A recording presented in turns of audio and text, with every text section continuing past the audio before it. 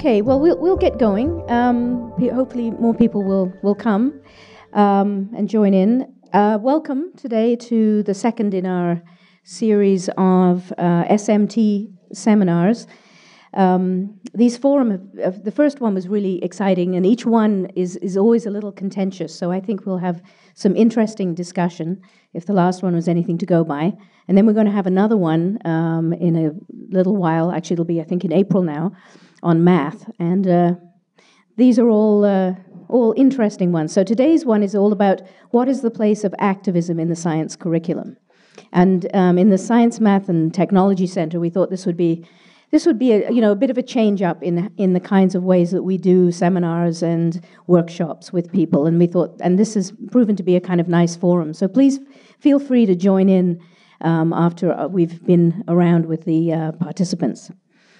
So I'm now going to turn the whole process over to the irrepressible and irreplaceable David Booth.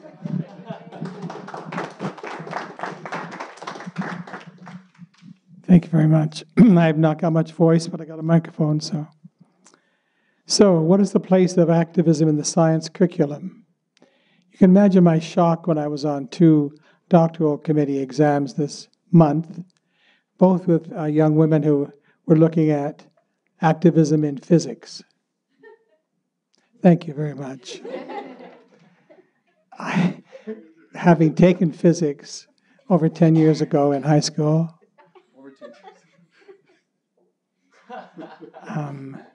it was a big shock to me to hear the amazing changes in the physics curriculum and in the direction of science in general. It was exciting because my chemistry teacher did that. Everything she did connected to the world, to processes in life. But my physics teacher, I just remember rolling a marble down a board.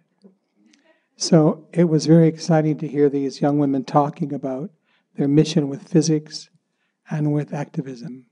So I looked forward to this panel because I want to learn a lot about it, and I think it's where the future is. However, they may not. So the questions we're looking at today are kind of deep and complicated. To what extent should citizen activism actions be promoted through school science? Should it be done? How? What forms would it take? What's the role of content? What's the role of discipline in the subject? What will an activist science curriculum look like in practice? What do these big changes mean? So that's the topic of our panel today. I think that's pretty exciting. So I'm going to introduce the panelists very briefly. I have copious notes. We'll begin with Larry Benz right here, Associate Professor in CTL. His work on science technology education, promoting well-being, co-editor of the online community journal, Activist Science and Technology Education. So he's already inside the argument, right here beside me, which he co-edits with Steve over here. I've taught with Larry on initial teaching courses, so I'm very familiar with his teaching, and he represents science so well. Next we have, excuse me for looking at my notes, Wanja Gitari, Associate Professor CTL, and her work on interest in cognitive continuity in science learning, access, equity, and retention in science education, sociocultural context of science education, and the cultural knowledge of indigenous cultures. So you bring a nice wide frame to this discussion. Thank you. And then I know, of course, Erminia, who's usually pregnant, but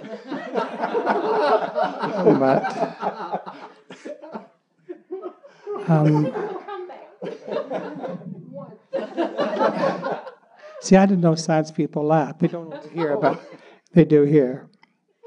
And I've known Erminia for a long time, and her interests are deep in science and technology, negotiating the complexities of environmental education, issues-based perspectives in science teacher educations, problem of identity and ideology. I thought those 2 were particularly good for today. Is what you're talking about an ideology, or is it a science-based activity? We'll have to find out. So we welcome Erminia. hundreds of people here on the panel.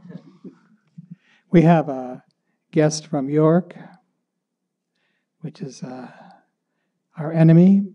It's a pleasure to be here. Thank you. I just served on a doctoral committee with Steve, so I have some recognition of his work. Professor in the Faculty of Education, Department of Science and Technology Studies at York. Held a series of academic positions, including Associate Dean, Academic Director, Coordinator, Honorary Professor, Secondary and Primary School Teacher. Wide range of research interests, exploring the social and political organization of scientific and technological knowledge, and the pedagogies of science and technology, along with environmental sustainability. So we're very fortunate to have you here today, Steve. Thank you. And then,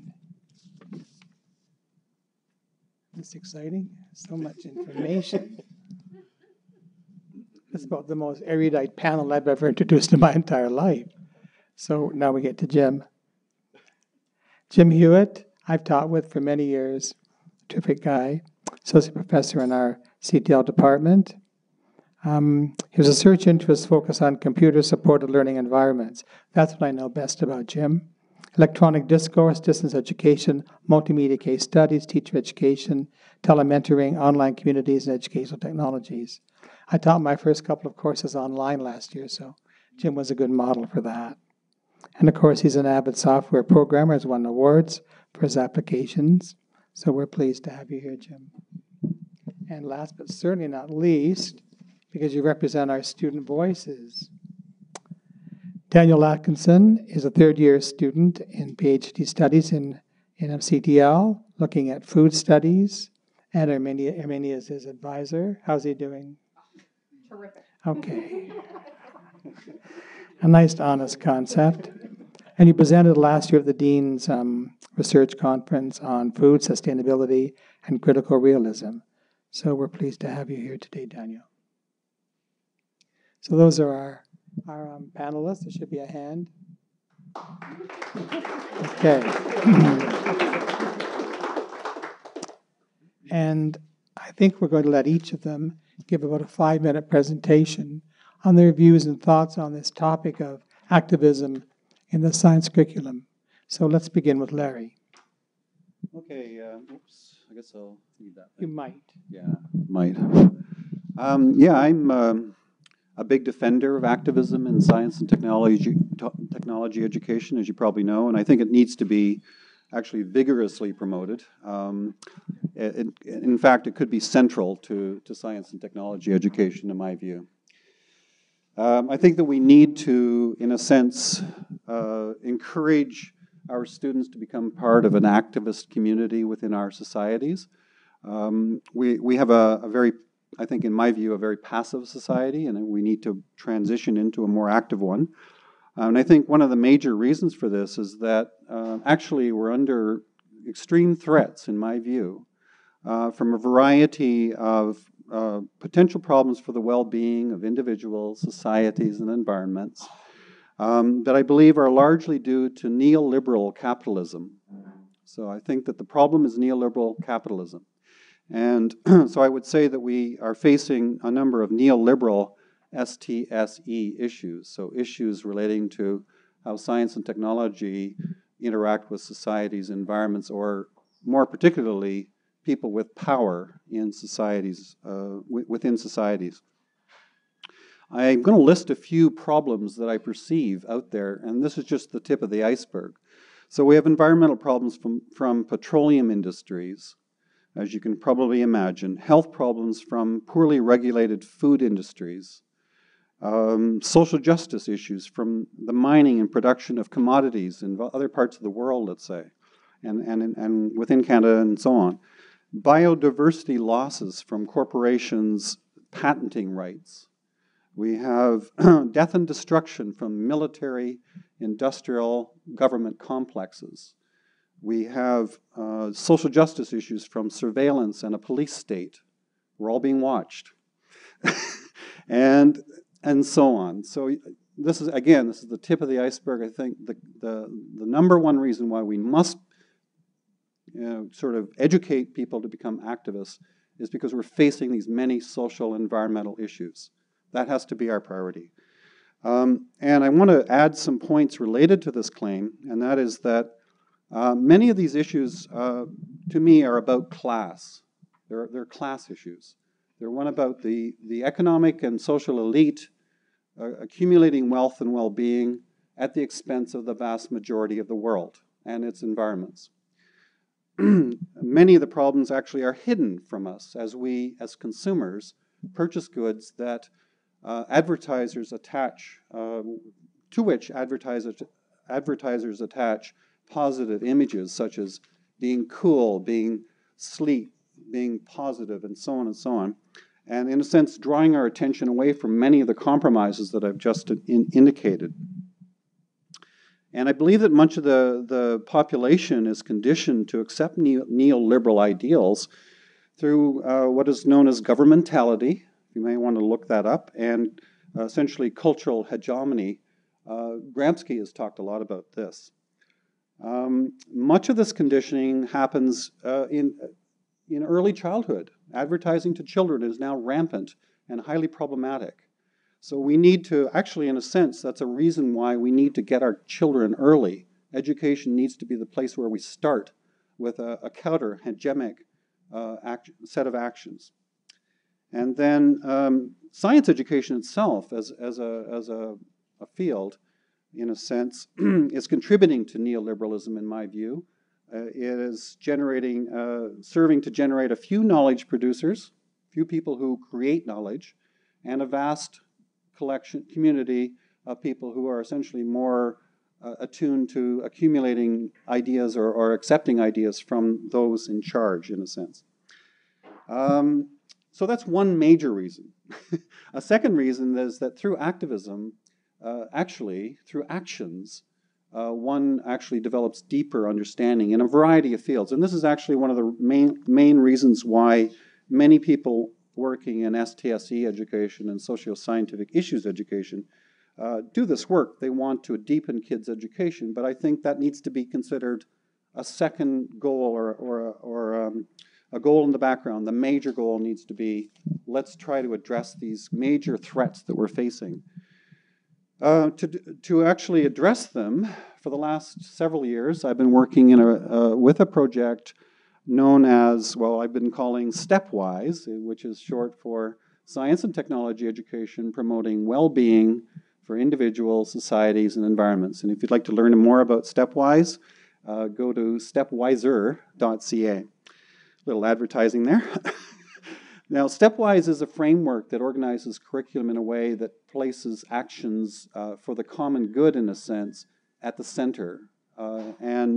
A major feature of this is to encourage primary research by students on issues, STSE issues, and use their findings, primary and secondary research, to bring about a better world. I like to think of activism as an altruistic act, basing my claims on actor network theory, that we're all part of actor networks, and positive actions for that network can improve the well-being of others around us as well as ourselves, so it's not entirely altruistic. And I can say that we've had considerable success with this over the last few years. We have a number of teachers doing actions with kids, having kids create actions. A culminating event recently was probably what I've seen is the first research-informed action STSE fair, like a science fair, but focused on research-informed actions, and held in a school, local school, and just it's going crazy right now in that particular school. Many of my student teachers, of course, go off with these kinds of ideas, and they can't help it in some ways. And then, of course, I wanted to mention that Steve Alsop and I have, of course, been involved in co-editing the Journal of Activist Science and Technology Education, which you can find online, and a special issue of the Canadian Journal of Science, Math, and Technology Education. And we're currently co-editing a book that should be out next year on activism in science and technology education. So you can see that I'm totally embedded in all of this, and just wanted to end by saying that for activism to work, we need to act as communities. We can't act individually. We need to rally various resources together to bring about positive change. And so I'm encouraging you to contact me. I don't know if they have my email address, but it's larry.benz@utoronto.ca. And if you're interested in Stepwise, one more little ad, you can go to my website and actually get a copy of this talk. I've put it together as a slideshow. So if you're interested in some additional ideas, I've placed a number of links associated with every claim that I've made here. So if you want to go to my homepage, lbenz.ca, you can actually get a lot of details around the points that I've made. So I think is that good, time-wise? Yeah. Thank you.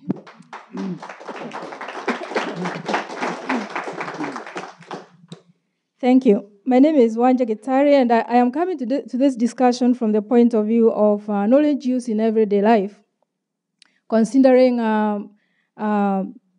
developing context or developing countries. I do work in developing countries, and I like to see how science education can be used to help people live better lives, I think, in everyday life. And also, I would like to think in terms of how activism would do better than student learning or other approaches that I think of when I am doing my work. But before I give you my main points for my discussion, I want to share two stories. The first story is to do with Tuesday's agenda, where the agenda featured the anti-IS movement. And in the agenda, in the panel, there was Mark Liners. Mark Liners was the founder of the environmentalist movement in Europe. Now, in his speech, he recounted how he actually apologized for having been a leader in destroying GMOs, in destroying the environment, the experimental farms in Europe. And I am just going to observe that what I learned from that is that we can hope that science can correct error and myth. That is what science educators hope all the time. So that's a point to take from that story. The other story is coming from Malawi in 2002, where a 14-year-old boy who couldn't afford school fees dropped out of school, and everybody was dying around him because of hunger. There was a famine in Malawi. Was able to build a windmill, pump water for his family farm, and also he was able to get electricity going in his house. So those two stories are going to frame what I am going to say here. And my 3 points are as follows: the need for activist approach in science and technology, and the implications of how people learn, because that is my interest, and how that can help in the activist pedagogy, and the place of perceived freedoms. Because I think when we are talking activism, we are talking a communal approach to this, then we have to think of individual freedoms. How, for instance, if I don't want to go with the rest of them, am I going to be able to go through my schooling? Or am I going to be left out? That is an implication, of course, that I'm sure is not lost for any of us. Now, the first point is the need for activist approach. And I think, of course, following on Larry, there's every reason to see that we need to have activism. I'm thinking of the Millennium Development Goals, 8 of them. If you know of the United Nations Millennium Development Goals, I'll read out for you here. To eradicate extreme poverty and hunger, to achieve universal primary education, to promote gender equality and empower women, reduce child mortality, improve maternal health, combat HIV, AIDS, and malaria and other diseases, ensure environmental sustainability, and develop a global partnership for development. So that tells us, in a way, the way we've been approaching science hasn't worked to help us alleviate these problems, and therefore, activism, if it promises to help move people to do things that we haven't been able to do, then it is a very noble goal. And the other reason I really think I like the idea of activism is because it has to do with consciousness racing. You know of Paulo Freire, who talked about pedagogy of the oppressed. If you can help kids or students have a mind of why they are where they are, to do with the oppression of society, then I think we have gone a lot way forward. Now, I'll move on to my third point here. the implications of how people learn and other realities, because there are so many other realities in education that we need to think of when we move on to activist pedagogy. Now, and one of them is to do with knowledge transfer. How, for instance, did that young boy, 14-year-old teenager, how was he able to take knowledge from a simple book, a physics book, and build a windmill and also power his house? He did that because he had a lot of time to delve deep into a topic on windmills and whatever they can do. Now, the issue I have here, or the concern I have, is the time factor to develop that kind of knowledge is not available for us in the school systems. So activism is going to have to find ways to help students acquire a lot of knowledge in a very short time so that they are able to have time to do the activities outside of school and also acquire the knowledge in school. So, and I'm talking about this from having read the book by Bransford and his colleagues on mind and how people learn. Because how people learn requires, among other things, a lot of time investment and a lot of knowledge of subject matter. And I'll tell you why. Mark Linus, the environmentalist movement person, the one who was talking on the agenda yesterday, said that he has now become a better environmentalist after understanding the facts of science. The reason he has given up his previous moves to destroy and passionately move with GMO destruction is because now he understands the facts of science. Therefore, we have to think in terms of how we can help the students acquire a very deep understanding of the subject matter so they don't go around doing things that they are not very familiar with. And also, this Kamkwamba, the Malawian boy, now talks of how he is so concerned that he would have been electrocuted those days. He didn't know about how electricity can electrocute you. He just was building a windmill, powering his house, connecting wires. He didn't have a deep understanding of electricity.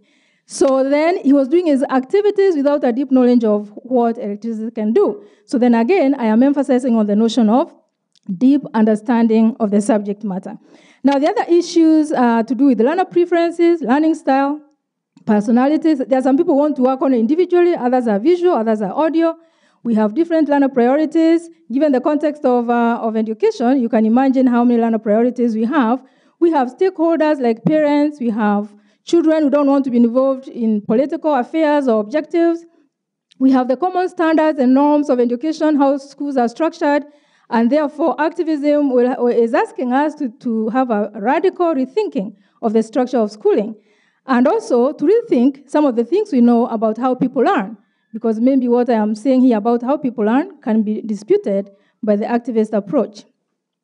And so my final point here is, and it's more like a question, should the focus of learning be on consciousness raising and learning, and then we leave students to go out and decide with their peers and their parents and their communities what they can do as an activity, but only as teachers, we do the consciousness raising and have them do what they have to do with their parents and communities. So you don't get ourselves in trouble with the parents.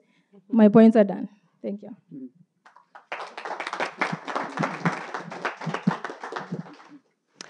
Hello. I think I'll dedicate this to my son, David, in hopes that he has a science education that's wonderful and exciting and includes all of these things. Thank you for coming, and I'm delighted to be here.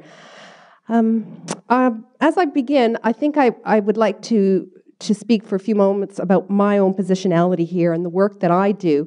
And I come at this notion of activism through my work in STSE education, which is Science, Technology, Society, and Environment Education. And it really is a broad umbrella term that looks at the intersections across science, technology, society, and environment. And those intersections include the coupling of science and values, decision-making or informed and responsible decision-making, a commitment to stewardship, a commitment to include nature of science perspectives, and the notion of action or agency or activism. And I'm going to speak about those words a little bit more later on. And so STSE education for me is a point of entry for this dialogue. And as an aside, STSE education now has a very prominent place in the Ontario curriculum, in the primary junior curriculum and the intermediate secondary curriculum. And I think that's a wonderful thing. It's a bold move. What that looks like in practice is probably not so clear, but it certainly is symbolic. It's symbolic about a commitment to a notion of science that includes these other aspects.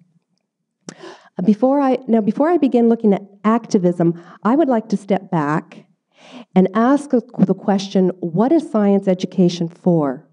Because I think if we delve into that question and come to some kind of a consensus, which we probably cannot do, that does impact on the question we have at hand today. So we know from our own experience as students and perhaps as science educators that science serves many purposes. It aims to teach subject matter knowledge, and I'm in agreement with you, Wanja, about the centrality of that. There is a corpus of knowledge that belongs to this discipline we call science. We hope to prepare students to enter careers related to science and technology, fosters economic growth and prosperity, and with all the problems associated with that, and I look at you, Larry. And perhaps one of the most important aims is to develop responsible and informed citizens. Because each of our students, every single person in that class is part of society and will become or is hopefully a participating citizen. And so we need to help them make informed and responsible decisions and be able to participate and not feel alienated. Now, oftentimes these purposes work at odds, and sometimes they work in synergy. And of course, this depends on the context, the curriculum, expectations, the goals you have as an educator. And for me, I think these goals are all doable, and we shouldn't lose sight of any of them. Doesn't mean that it's easy, but I think science education must serve those diverse needs. So we have a utilitarian view, how useful is this going to be for me in my life? We have a citizenship view, the notion that, yes, I can understand science and technology, I can make informed and responsible decisions, I can participate in my community, I can make wise consumer decisions, and those sorts of things. And then the intrinsic value, that there's something worthwhile in knowing science. Just as we believe that maybe Shakespeare might not have a lot of relevance, but it's worth knowing. It's part of our human accomplishment. And so there's some intrinsic value to science. And then the fourth principle for me is a science for all. That science is not just for the elite or for a particular group. And so I strongly believe in a science education that promotes social justice, that's equitable, and that is inclusive, and so that all young people feel that they can be a part of it. So what does this mean then for the question at hand? I've been thinking long and hard about this, and I wholeheartedly agree with the notion that activism is a component of science education. But I think I have a more moderate view about its centrality and perhaps the emphasis, and that I do argue for a more balanced and probably moderate approach to activism. And I think about activism, and I can't help but think of the tension sometimes between the individual and the collective. And I think about those students that often feel marginalized, disenfranchised from science, from schooling. And part of what I hope education does is allow for a transformation or a conscientious or conscienza for the individual, a kind of liberation for that person. And so I think it is important that we question and challenge perspectives and help students ask tough questions and help them think about what can they do in their personal lives and in the community and in their families. So then, if we do think about activism as one of many components in science education, what are some of the issues? And here, I think about the work I've done in countless classrooms with teachers, with students, and I'm continually reminded and grounded by the wonderful work that teachers do. And I realize that there are a lot of challenges here, and some of those challenges have been outlined in the flyer for this talk. So the role of content, and I'm glad you brought that up, Wanja, because I think it's important that we have a deep understanding of scientific principles in order to make good decisions and to take good action. What do we mean by activism? And I think this may sound, on one level, very simple, but in fact, we bandy the words around activism, action, activity. And there's a wonderful article by Jensen and Schnack in the year 2006 who actually deconstruct this word. And they argue that action has to be towards problem solving, that it's a deliberate thing that you do, and that students decide what to do. And that many of the things that we actually call activism are really activities or action. So I think we need to be careful about the words we use and how we use them. The question about what actions are appropriate and for whom. Is this about, well, we run the risk of indoctrination, which is ironic when we're when we talk about an agenda in the science education that's transformative and empowering, we have to be careful that we're not indoctrinating at the same time. And at the same time, this whole notion of, I like this idea of epistemological anarchy, where anything goes. So we need to think about those ideological concerns. As a teacher, how do you position yourself? Do you have a commitment? Is your position one of commitment, balance, neutrality? How do you do this? How do you position power and privilege? What about those students who resist? Not everyone is comfortable with that. And what about parents? How do we help parents understand what we're doing? I think that is a key concern. How do we bring parents into this? And how do we help teachers feel comfortable about doing this? It's one thing to promote it and to write about it and to talk about it, but how do we help teachers? And that really brings me to my final point about the things that we need to do if we really want if we want activism to be a part of science education, we need to think about policy and curriculum that supports teachers in this direction. If it's not in the curriculum, and, it's there in a loosey-goosey sort of way through STSE education, but clearly not in the ways that we're talking about it. What about faculties of education? How are we preparing our teacher candidates to take that on? Professional development to support this idea? And finally, I just want to conclude by saying that I think it's really important that whatever we teach, whether it's science, English, history, that we teach in a milieu of hope and transformation and change, rather than out of fear or despair, really. So that we maintain this idea of hope and change, and that we can make a difference, and we help students on their way.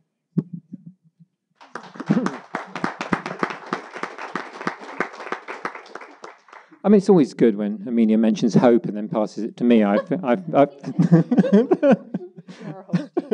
Thank you. Lots and lots of thoughts, and I don't wish to repeat comments that the previous panelist has said. I mean, it is very nice to be here, and thank you. It's a pleasure to be in the Nexus Lounge, and it's nice that York combines with OISE, and in some instances, I feel yeah, so good. I also have to recognise, of course, the Canadian curriculum and the role that my colleagues in OISE have had in shaping the curriculum. And the Canadian curriculum, the Ontario curriculum in particular, has placed STSE as a central theme. And I think that needs to be recognised as being very, very progressive and quite radical in global terms. I also wanted to say that the Canadian Journal, which myself and Larry sort of edited, I just happen to have a copy here, was also the first journal that has ever taken up the issue of activism. I mean, science and technology and mathematics education have tended to steer clear of this particular term. And that, for me, is really quite interesting. And I think it also speaks to the sort of perhaps the radical, perhaps the progressive nature of York and of U of T and OISE in this particular regard. So again, I mean, I think that's important to recognise that before I start.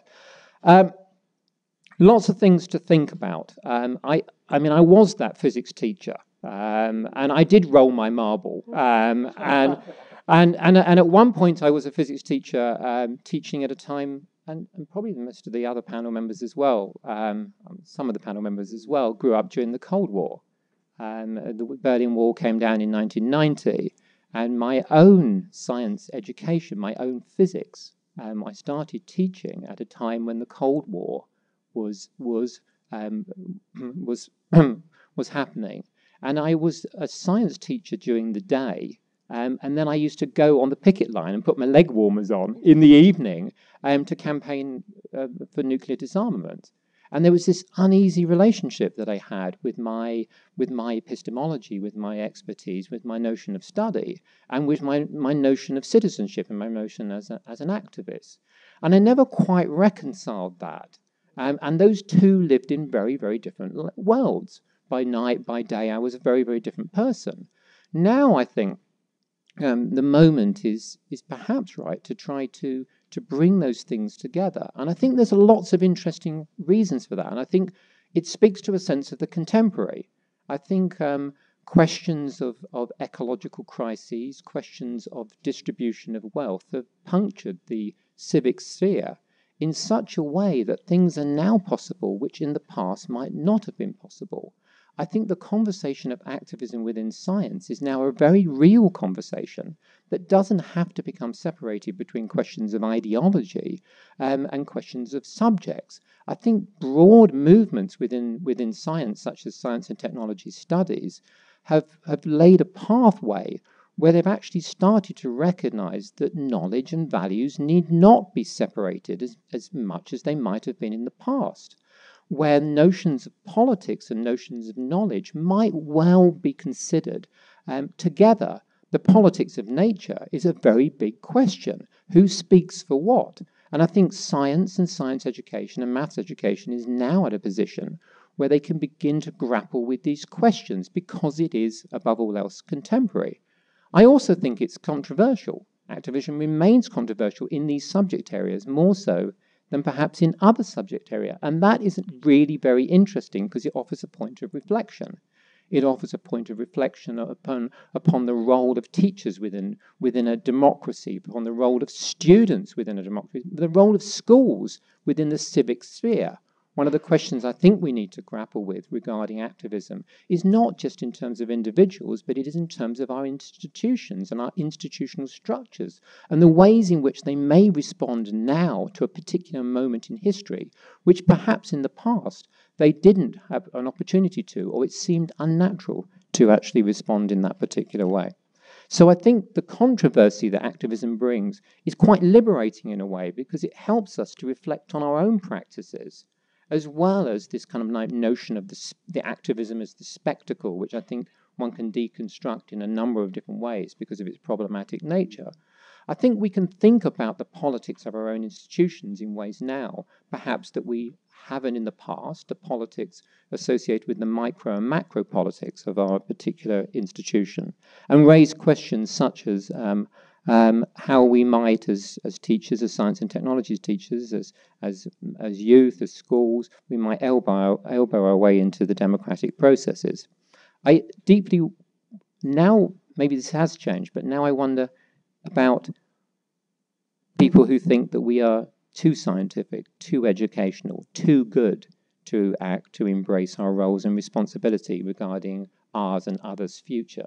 Maybe that has changed now. We don't have to think that way. My last point, and then I'm going to hand over, is about coalitions. I continue to follow Erminia's hope. I continue to be sort of energized by a series of politicized youth groups. My own work has connected with the Canadian Youth Climate Coalition, Peel Environmental Youth Alliance, Sierra Youth Alliance, and each one of these, I think, raises questions that I think, as educators, and that we need to begin to attend to. I think there are questions about the ways in which, for example, the United Nations Declaration, the rights of the child, youth have rights, and what do youth rights mean within the context of our questions. My last point, I think, is I'm going to finish with a tiny comment from Hannon and Tim's, which is perhaps to tackle the challenges tomorrow, young people, and I add teachers, and I also add schools. need political capital today. And the question about what political capital is a key question, both more generally in questions of schooling, but more particularly within questions of science and with questions of technology and questions of maths. But that's probably enough for me. Thank you.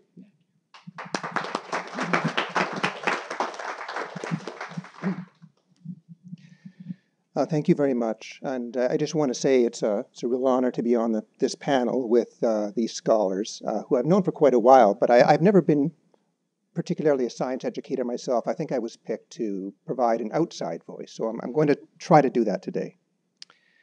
When I first saw the poster, as you saw it, and talked about the relationship between activism and science, and I had a lot of difficulty coming up with whether I thought this was a good thing or a bad thing. And I think part of my uncertainty was there wasn't any specifics about how this would be done. And so in absence of that, I can't really say whether it's a good thing or a bad thing, but I would like to just share some of my concerns that I had as I looked at that and as I thought about it. One of my concerns has to do with what I might call activist education. And activist education, in my mind, is a subset of a much larger field of study called citizenship. Now, we have a number of scholars here at OISE who do citizenship education. We have Mark Evans and Kathy Broad, Kathy Bickmore. They've done some wonderful work in this area. And citizenship education includes activism, but it also includes a lot of other things like political structures, global issues, the rights and responsibilities of citizens, and just the diversity of beliefs in the world and the different values and worldviews that people have. And so one concern that I had with the current proposal is in a sense, stripping away of activism from these other elements of citizenship. That we have activism by itself not grounded in that larger foundation. And I think that's potentially a bad idea because you have to have that background in citizenship to really understand and for activism to be meaningful. Now, a second concern I had with the proposal was the tight connection between activism and science education.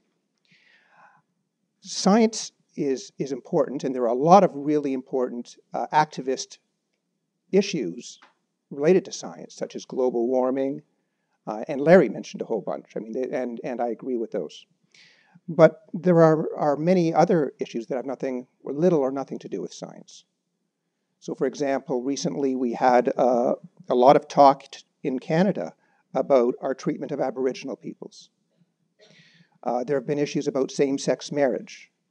There's been activism around the role of American interventionism in the Middle East. There's been activism around the financial meltdown, right? And these are all important types of activism, but they're not related, at least not in any very tight way, to science education. They do have a relationship to other subjects like history and social studies, because very fundamentally they're about issues of power, of history, of equity and diversity. That's the foundational place where these things come from. So it's not clear to me why the notion here of privileging science as a form of activism.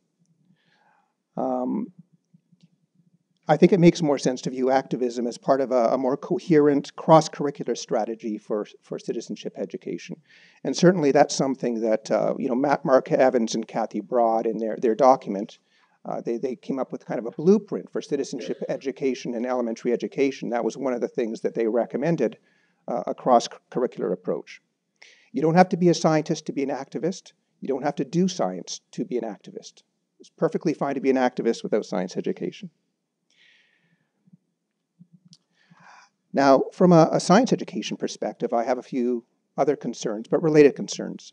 Activism, if you do it properly, takes a long time. It's not something you do in one afternoon. So if this is not a cross-curricular thing, if you're planning to, as part of your science education course, just do activism as maybe a major chunk of that, you're going to have to cut something from this crowded curriculum. So what are you going to cut? And how are you going to make that decision, and what are you going to prioritize? And it may be a good idea to do this, but I don't know. I mean, it is going to be, somebody at some point will have to sit down and make that decision. The last thing I want to say is that how this is done, I think, is very important. If, for example, you have students going out into the field and collecting data about something and then analyzing data as part of their science course, and then using that data to create some rationale for activism, I would find that concerning, because good scientists don't do that. Okay? Good scientists, based on one experiment, don't recommend big changes to society. For example, global warming, that's not based on one person's research. That's based upon hundreds of experiments done over and over again. Science by nature is very conservative. It's very cautious. People say more research is needed. And it's very self-critical. And so I worry about sending the wrong message in science if the idea is students do a little bit of research, gather data, and now I can go out and be an activist. I think that actually undermines what we're trying to do in science education. So to conclude, my questions and concerns are, how is activism education tied to the broader citizenship curriculum in schools? And there's already a lot of citizenship in history, for example, in secondary and social studies in elementary. Why is science privileged? Why are there connections to other curricular areas? And what will be lost in science education as a result of this? Thank you.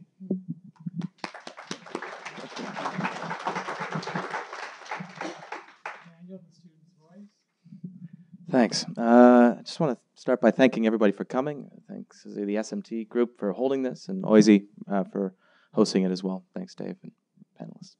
I think I just want to start out by telling you a little bit about myself, just to sort of place where I'm coming from. I did a Bachelor of Science at the University of Guelph in biology and minoring in drama. I worked at the Vet College there for Health Canada for a couple of years after, monitoring the spread of West Nile virus as it was emerging in Canada. I then did a master's at York University in stem cell biology, specifically in muscle regeneration.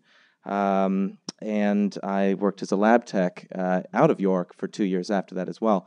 And it was working at York in health research that first turned me on to working in health education, especially in combination with my experiences being a teaching assistant at York. And that brought me to OISE. As Dave said, I'm in my third year, my PhD, working with Erminia, and I'm working in a field that I like to think of as a critical health education. Specifically critical food education, critical nutrition education, because while science and human physiology certainly underscore all of my research, I'm also using a critical realist framework and attempt to account for many socio-eco-ethical considerations that present themselves when thinking through our food system. I'm also lucky to work with Larry in the context of a research project that he mentioned, and I also worked for a few years in filmmaking, and I've had a few exhibitions as a photographer. Now, with all that in mind, when I started thinking about how activism relates to the science curriculum, a few questions came to mind, and these questions center around the ideas of interdisciplinarity, the challenges of working as a paid scientist, and the very real role of activism in terms of food studies. So I'll sort of take those one at a time. In terms of interdisciplinarity, I sort of thinking through, I think that activism is inherently an interdisciplinary activity. Not only does one have to have a technical expertise in the subject matter at hand, but you also have to have an awareness of the context of that subject matter that goes beyond the silos of what you're working in. So in some ways, interdisciplinarity is highly encouraged these days. We're seeing a lot of talk about breaking down barriers between academic subjects in order to promote more complex and nuanced views of the real world and real world problems. Same time, and I know I certainly felt this when I was doing my minor in my undergrad, it's harder than ever to do interdisciplinary work as one's going through the school system in terms of scheduling, financial pressures, so it strikes me as how can we promote interdisciplinary interdisciplinary students at the undergraduate and graduate levels when it's being discouraged in a structural sense. And I think this speaks a bit to Erminia's talk about how can we promote activism. We got to support the curriculum, the policy, but also I think in terms of the structure of our school systems, especially in post-secondary schooling. In terms of working as a scientist, working with stem cells, I was really made aware of I was aware of it before, but it was very much in my face, the political realities of doing science for money. What gets funded, especially. When I was doing my master's, it was in the midst of the Bush years when the federal funding for stem cell research in the States was entirely quashed. And to go to conferences, and this was a huge issue in terms of what gets funded. So understanding the political milieu of science is more important now than ever before, I think, although I think it's always been important. On top of that, working with a principal investigator who maintains some kind of I think an old-fashioned but very present value neutrality in terms of their stance towards doing science can be really challenging. Especially, I found this working in stem cells. When you stick your neck out to take something of an activist view, what happens when, as a student, you're at odds with your principal investigator? How do you negotiate that, and what kind of support is there for students? I think it's really important to think through that. And finally, considering studies that have come out recently about doing sort of reviews of published scientific work and finding that a great deal of it is unreproducible, I think that it's more important than ever to be promoting ethical science work and valuing sort of moment to moment, right action in terms of how you do science, because I don't think that these problems come out of malice. I really think it's just it's the sort of day-to-day crunching of numbers. If I just round this number up, round this one down, then my answers fall in line, or my analysis falls in line with the lab's current hypothesis. And this, when you're being paid to do your work, there's a huge incentive for this to sort of work out. Now, when you're working in a good, a supportive lab, it can also be supported in the opposite, but that's not always the case. So how can we be encouraging our grad students to be present in a conscientious sense in terms of the work they do as they go through it? And finally, to talk a little bit about my own subject matter. I working in food studies, I don't think it's nearly enough, and this is one of the reasons I moved into education, away from just sort of a more specifically hard science look at nutrition or exercise.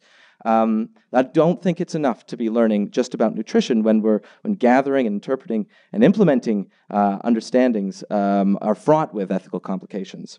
How can scientifically minded education rally against this powerful and I think this speaks to what Larry was saying, political and economically motivated forces of health disinformation? And I think it's a really dangerous thing when we're seeing advertising for foods, snack foods and such in public schools. I think these places should be safe places in terms of our scientific understandings, where kids can trust what they see on the walls. So I think this is a very real issue, especially as funding is an issue in our schools, and they're seeking money wherever they can find it, sometimes increasingly from private sources. On top of this, just getting a bit more sci-fi, but looking into the future, I'm really interested to see how the face of activism changes as science moves forward in the next 15, 20 years, especially in terms of this idea of exotic phenomena, or what seem like exotic phenomena. Right now, I'm talking about biosciences, nanotechnology, machine intelligence, and information technologies. I think these are very exotic phenomena that come out of this, is how these technologies synergize. And it might be interesting to see how activism changes, what the needs of activism change as, and this is maybe more speaking to the technology forum that was held earlier, but as we move forward, I think we as researchers need to make space for new forms of activism that may be almost unrecognizable to us right now. Thank you, that's fine. Yeah, you're welcome, thank you.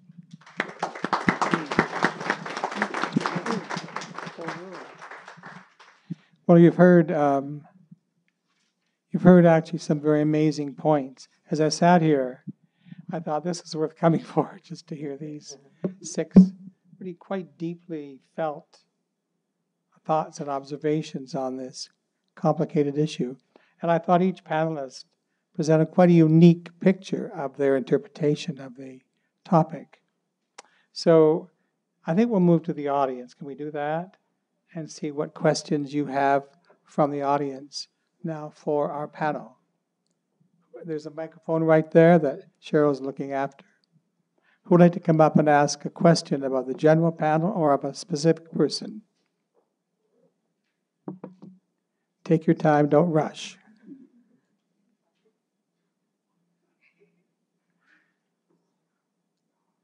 Thank you. Prepare yours now. There's been an initiator here, so get ready. Hi, guys. My name is Michael Cruz. I'm actually a founder of a national science advocacy group called Bad Science Watch, and I'm wondering, as educators, whether you think there is a need or a necessity in Canada for an organization like the NCSE, the National Center for Science Education in the U.S., and whether there is a threat to the teaching of evolution and the teaching of climate science, especially in post-secondary education, whether that's necessary or whether it's not necessary, and your thoughts about... I'd like to comment on that. Jim, go ahead. There's a mic there. Well, I certainly think that there is a need. I think one of the biggest contributions that science education and perhaps that kind of organization could make in terms of in these terms would be to talk about some of the different ways that science results are often manipulated. So cherry picking data, for example, as one example, poorly designed studies. There are a lot of ways that people twist scientific data for their own, to get the kinds of results they want. And I think an awareness of that would be part of the literacy that science students should have. I would agree with Jim, actually. There's a wonderful book called Science and the Private Interest, and I highly recommend it to my students. And it really does document many, many cases in which, again, the corporate sector, in connection with scientists and engineers, don't forget that science and technology don't operate independently. Actually, they tend to work together, and often integrated with. Private industry or private enterprise, but also government. Governments often have occluded or worked together with the private sector. And don't forget, so-called supranational organizations like the World Bank and the World Trade Organization, these other new organizations that have been created at the same time as neoliberalism has come on stream to form a large network of people who are, again, focusing on profit, and so they've manipulated science and technology in ways that are benefiting the few. That's, of course, been my view. And so the kinds of things that Jim has talked about, I think the reason for it is that kind of collusion that goes on around the world. And, of course, we only have to look at our increased levels of species loss, and, as I said before, and our increasing difference between rich and poor around the world. It's just getting dramatically worse for many, many people around the world. That we in this rarefied environment of U of T and somewhat in Toronto may not recognize, but it's a major thing. And again, I said class is one of the biggest issues underlying all of the things that we've been discussing. Anybody else? Does that help with your question? Right?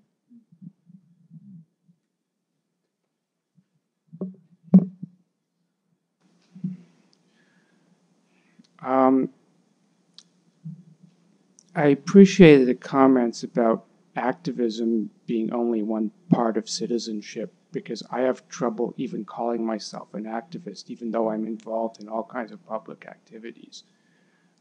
I just don't necessarily see it that way.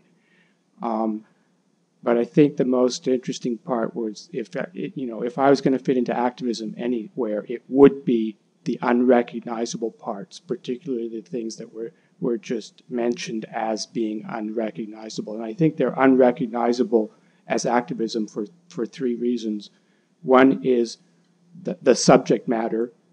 We're talking about new technologies that have not been the subject of a lot of discussion, and the idea that those things might be actually harmful or dangerous is somewhat unrecognizable. The other reasons why it's unrecognizable as activism is that, especially for somebody who doesn't start off as an activist, it's a lot easier to approach those problems from a non-moral point of view. I mean, to me, it's about self-interest. Like, I don't want the world that would result from some of those technologies. And that doesn't make good activism. It's a lot easier to be an activist if you say, don't do this because it's bad for somebody else. It's kind of hard to motivate people, don't do this because it's bad for yourself. It just doesn't sort of go down as activism. So it's kind of unrecognizable as activism in that way.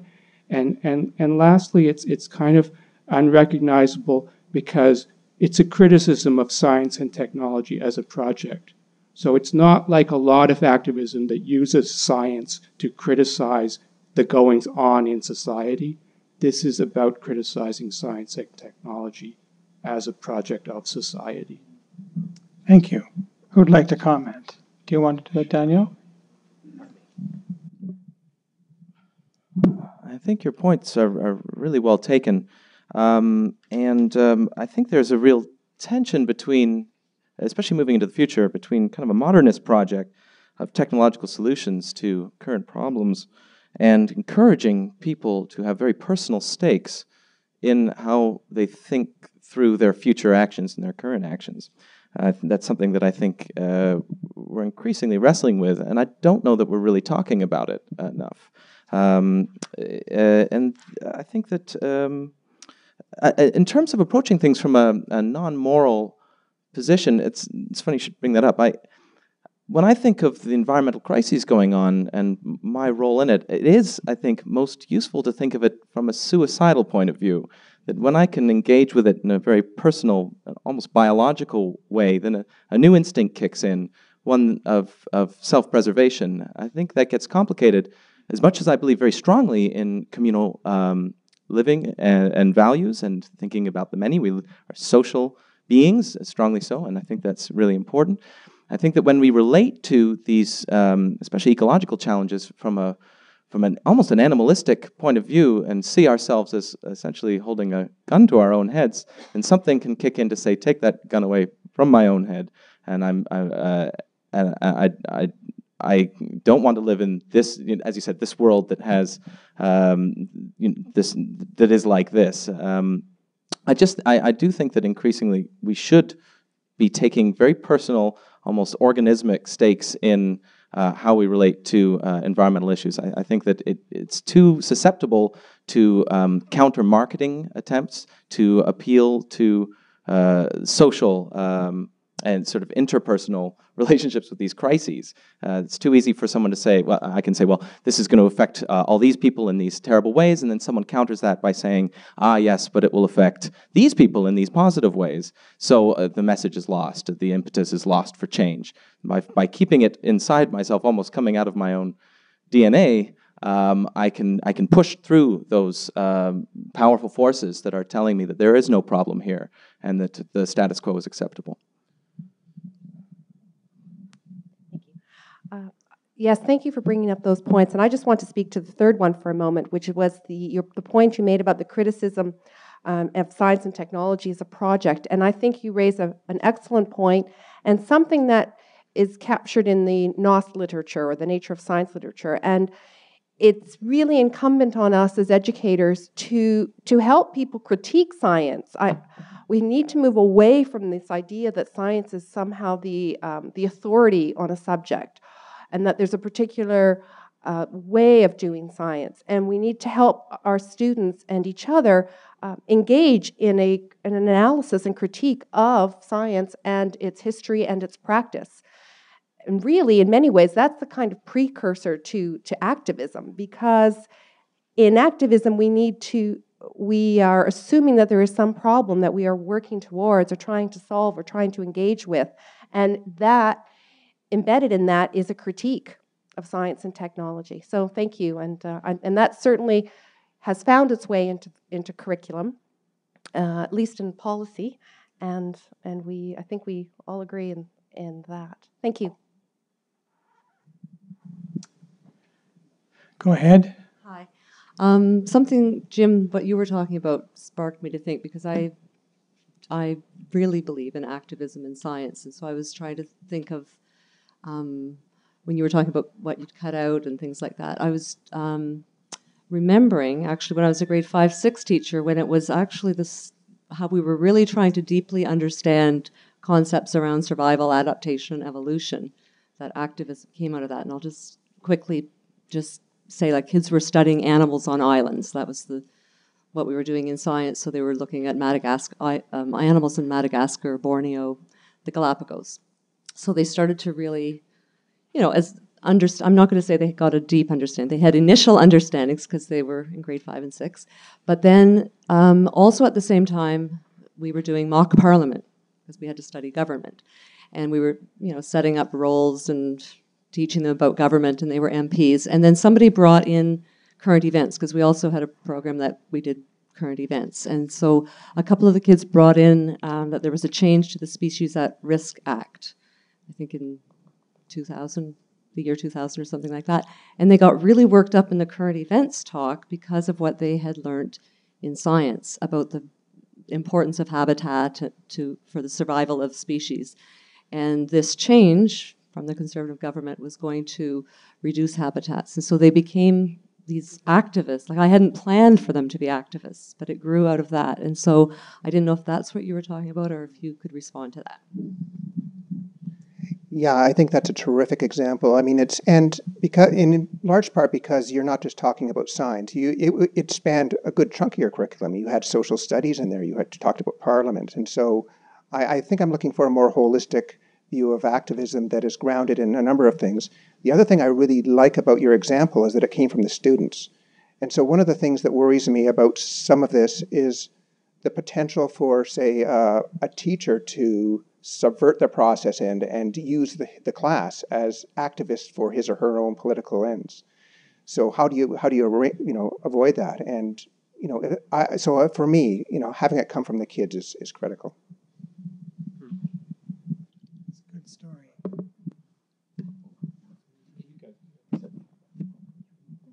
Would you like to comment on that, Steve? I think it is on. I mean, it really is just a follow up. I mean, I think the danger, I think in our previous conversation, is that sometimes we tend to see the question as being what might science education do to activism. For me, the key question might be the reverse, which is what might activism, what might citizenship do to science education? It's the reverse of that, and that's something to hold in place. The question of curriculum is also another question that is always talked about, and I wonder, I haven't quite explored that in a sort of sense of a demarcation, that one should begin to try to demarcate a part of the curriculum that's an activist bit and which part isn't. I think for me the question is to hold it as a kind of open question, an open question that enables us to embrace complex conversations about the extent of our practices, so we don't seek to too readily distinguish between what might be activist and what might not be activist. I also, to go back to one of the previous speakers as well, that have this sort of concern that somehow activism becomes like this totalizing thing that we all have to be.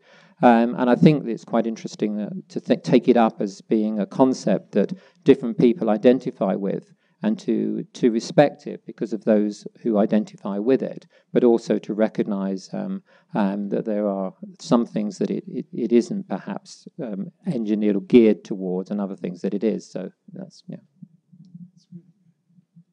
Other question? Go ahead. The second to last speaker, you raised kind of you hit the nail on the head.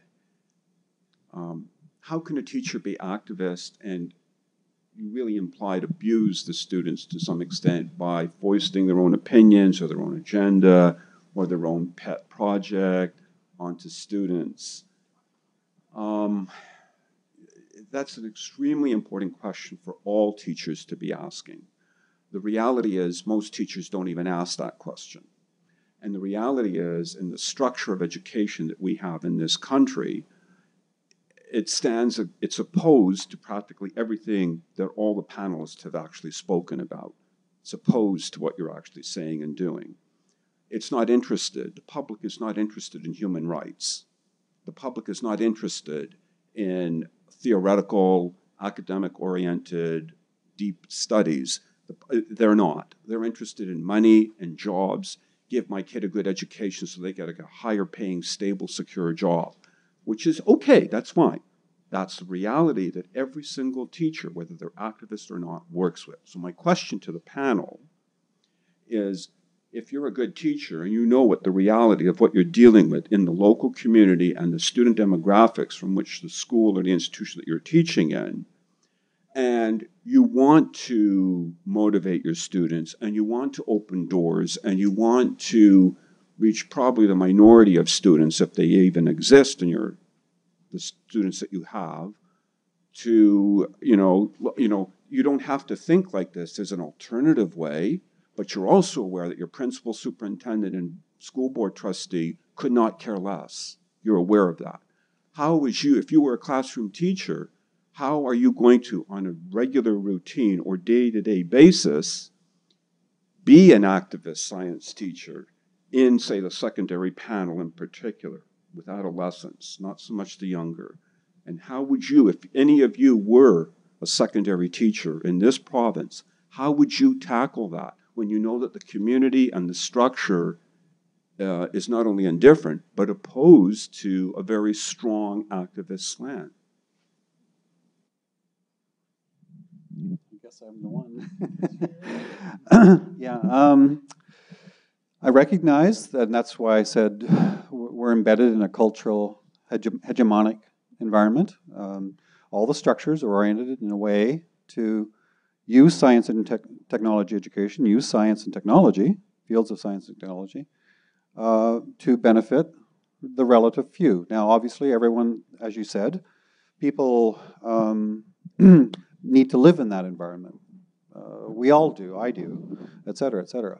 It's a fact of life. But at the same time, I guess my claim is that underlying much of science and technology education and these structures is a powerful set of forces that many of us feel are doing harm to environments, societies, and individuals, as I said. But I've never said, and I think there's been an underlying current at this point, that my point is not that science teachers come to the table with a particular set of perspectives they want imparted in the students. And the students therefore become the instruments of the teacher's perspectives on the world. The teachers are already being served, in my view, as instruments of those powerful others that determine the curriculum, which is part of that larger structure. So they're already actants in a system that is, in my view, disempowering the masses and the world.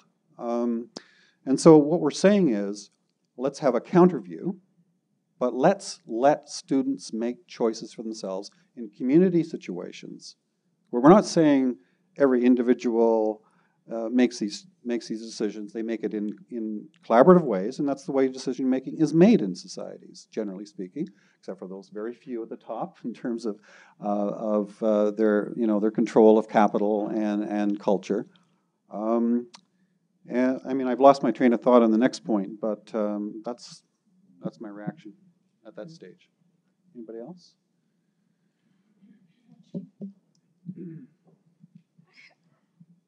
I would just in support of what Larry is saying, my understanding of the literature is that the students come up with their own motive, and then from their own motivation, they act, and given what they want to do, the teacher facilitates what the students want to do.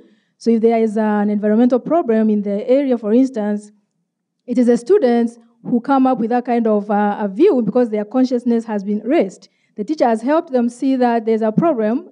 Through the teaching, of course, we always help our students see what is happening around them and connect subject matter to what is happening outside in the environment.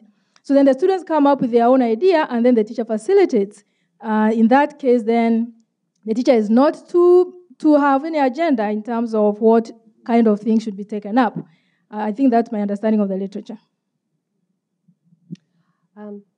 Just to add to that, to your comment, I think that we need to start slowly. If we think about what's happened with STSE education, many of us sitting along here have been talking about this for 15 years, and it's taken this long for it to be reoriented into the curriculum.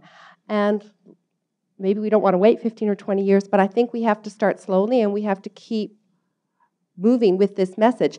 And there are wonderful examples of teachers who are doing great work in this area. And so it is happening.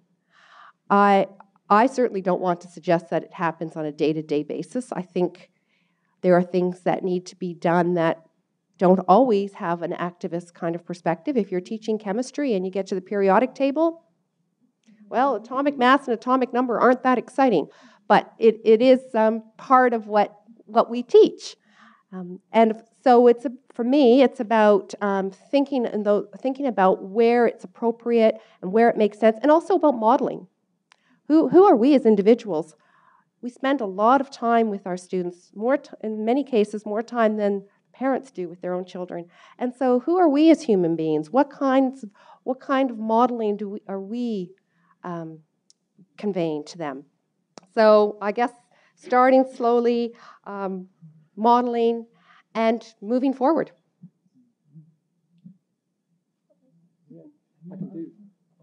No. Or another question. I'm becoming inspired by the periodic table now. I mean, thank you. I mean, yes. I completely agree. The thoughts of the periodic table went through my head, and lots of questions along the lines that I was just talking about. I mean, I think there are really interesting questions about who should and who can, and how should we speak for an element like carbon at the moment. That, for me, is a really very central question. Who should speak for carbon? Who should not speak for carbon? Should markets speak for carbon? Should chemistry teachers speak for carbon? So for me, recognizing the sort of the quintessential hybrid nature of each of these things that we talk about within science, that at one point we've kind of like adopted a purely sort of almost like modernist perspective, and where we've kind of severed those hybrids. For me, it's about offering opportunities for people to think about hybrids. And so it is a kind of like an opportunity to think about it, interdisciplinarity. It is an opportunity of thinking about these things that at one level seem to be located somewhere, but in another level seem to be located in lots of different places. So I was just inspired by the periodic table, forgive me. Oh, really? Well, we are all made of carbon, and the carbon from our bodies come from the stars when they explode. So only the facts of science, I think, that inherently change the perspective. So that was actually my possible answer to your comment of like science and general activism, how they can be connected. I think it's perspective. When you learn science, you learn critical thinking and reasoning, first of all, that I think is necessary and missing in citizenship in general. And then the other thing is just the facts. I might be biased because I'm a researcher in astronomy at York, at the NME. But when you learn how big the universe is, the history of the universe, where we're going, is almost like philosophy these days. So I think it's activism intrinsically related to science, like facts. So only when you go to classrooms and teach facts, you're changing the perspective of these kids. So how much money is important or how much profit is important when you are thinking like, this is the one Earth, and in 4.5 billion years, we need to move to another one because the sun is gonna kind of explode. And Mercury, Venus, and Earth are gonna be eaten, period. Money is important? No in the big terms. So I think that that's where it is, just in the fact. So I don't know, leave it for comments. Oh.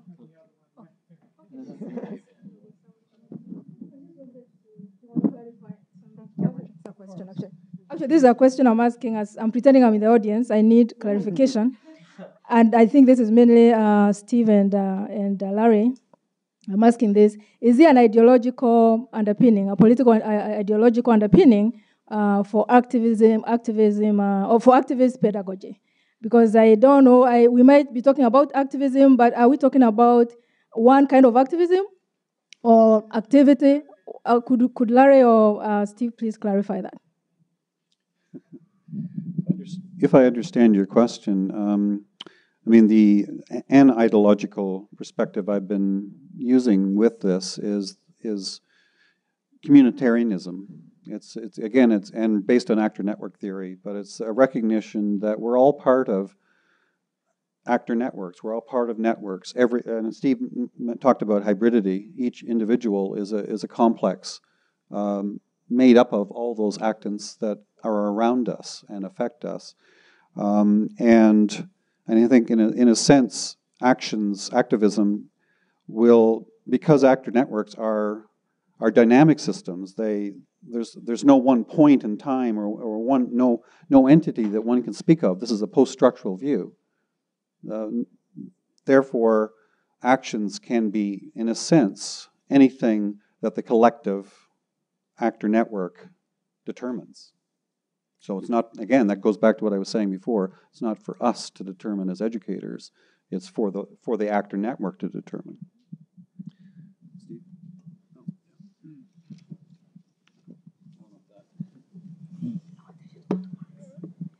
Yeah. All right. Mm-hmm. Hi, I'm Anne, and I teach here in the IT program, Intermediate Senior Bio, actually.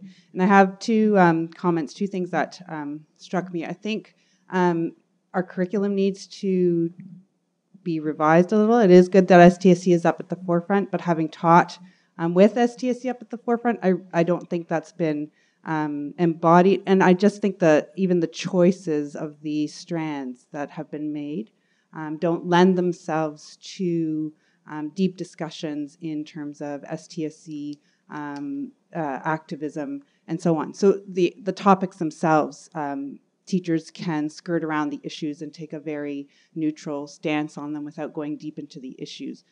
So just a comment on how you might think the curriculum can be changed a little, or we can work within the curriculum. And the second thing is my experience here. Maybe you can comment on how you feel we can, I'll tell you what I've noticed in the IT program, teaching the intermediate senior biology students, is a lot of them don't see what Daniel was talking about. They have not had experience in research. They don't see the political aspect of science. They don't understand the role money plays. Some are directly out of undergrad. Some have come from other disciplines. And I do nature of science activities with them, and that's the first time they've ever understood that knowledge is constructed, that science knowledge is constructed and has to be questioned. And so activism, I agree, STSC, I fully agree, but there are, and I think there are a lot of teachers who would agree, but just don't even know to look. They're part of the system. They've been trained to not question the system. And so how do we approach teachers who come to us from undergrad who have been trained not to, and we have a short period of time to, as teacher educators, to kind of have them question, and at the same time they're trying to teach and lesson plan and do all this stuff, and they can't philosophize about the nature of science, and because they don't have time. Honestly, I've been in that place, and I've been teaching, and I don't have time to philosophize about those things, but here I do, so it's lovely. Anyway, so any comments on how we might approach that, or just teacher education, I guess, is.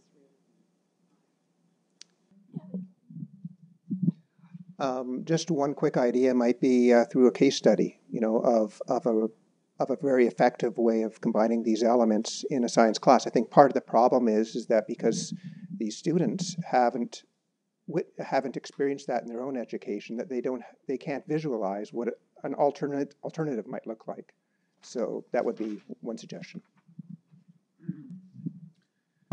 Of course, I mentioned earlier, but I teach an elective, and it looks like I might be teaching many students because the number of related studies courses have been drastically cut. Let's not discuss this. I got to be political, right? And yeah, we do use many. Sorry, lower it. Sorry, we do use many case studies of what teachers have been doing. Unfortunately, we do have some teachers who have been doing wonderful things with research-informed actions on socio-political issues. I mean, again, my initial reaction to your question was that, again, we're part of a large network, and I'm feeding back on what Erminia said. I'm very respectful of what she's saying, in terms of needing to go slow, but at the same time, I can only speak personally. Go back to what I said earlier. I don't know if you see what I see. I feel a little bit like V here, but if you know V, the character from V for Vendetta, but we're in a crisis situation. We're in a crisis situation, and the people with power are abusing our system, our teachers, our children, our world. We can't take a slow. It's a complex system. So yeah, it needs to be a multi-dimensional set of actions are required. Change in curriculum, change in teacher education, change in all kinds of things. So it's not going to happen quickly, without a doubt, because the people in power have that power. And one of the things that Gramsci brings out, of course, is that in many democratic societies, through the media and popular culture, much of society has been conditioned, as I said earlier, to accept things like individual, responsibility and a sense of consumption, a capitalist environment in which I only do things for money, and so on and so on. There's all kinds of aspects of this. So it's a complex system, but we have to. Those of us who look at the world differently can't just passively let it happen anymore. We need to move. Thanks, Larry. Thank you. Do you have a question? My name is Rodika. I come from a public school system. I'm a teacher, full-time teacher, so I'm kind of trying to see but I have another experience. I decided to go back to school. So from my point of view, activism means teaching students to learn in an active way. Once they learn in an active way, they learn to question things. So I think also, just quickly, I think that issues for which we should, issues that are important, right, are different in this society compared with other societies. So I think answering some questions, what can we do at the classroom level? I think we should teach students, and the change should start with teachers. I think the type of additional qualification courses, the type of courses that are offered at the Bachelor of Education program should reflect the need to teach teachers to become agents for transformation, not transfer. Once they teach that, then they teach the students to become agents for transformation. That's it. I don't have a question. Thank you. Agreed. Well, we've had quite a panel discussion today, and it's raised my consciousness, and there's so many attitudes. I really thought that, Steve, by bringing it together, that maybe we look at polarities, how we can find similarities and polarities is probably something to value. I want to thank you for coming from York today. You brought us a lovely understanding.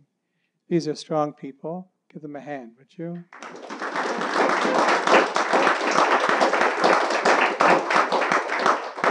We want to thank John Wallace for establishing the panels that we're having. We have a third one on April 4th. How does culture matter in mathematics? Woo, that'll be pretty exciting. You know how exciting math is. And first of all, we want to thank Cheryl Clark for doing all this work.